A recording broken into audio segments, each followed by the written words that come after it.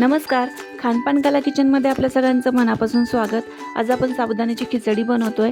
यासाठी कढईमध्ये तेल किंवा तूप गरम करून घ्यायचं. त्यामध्ये जिरे टाकायचे. जिरे स्किप केले तरी चालतील. यामध्ये टाकायचे हिरवी मिरचीचे तुकडे.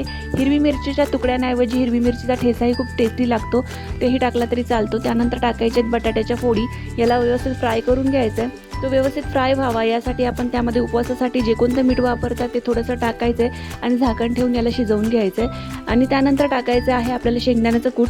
शेंगदाण्याचं कूटही 2 ते 3 मिनटं व्यवस्थित फ्राय करून घ्यायचं आहे. अशा पद्धतीने फ्राय केलेलं शेंगदाण्याचं कूट जे आहे ते साबुदाण्यामध्ये खूप छान लागतं. त्यानंतर आपण यामध्ये साबुदाणा टाकून घेणार आहोत आणि याला व्यवस्थित मिक्स करून घेणार आहोत.